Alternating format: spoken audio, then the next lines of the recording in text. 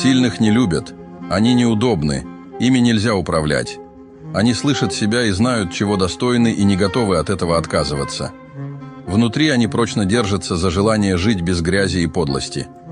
Эти крепкие корни нельзя вырвать или разрушить, как нельзя разрушить их железные принципы, чувство собственного достоинства, мораль и веру.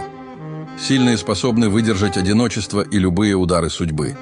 Они не боятся боли, ибо, пережив войну в собственном сердце и пройдя через испытания, научились превращать раны в мудрость и наслаждаться жизнью, сохранив в сердце благородство и чистоту.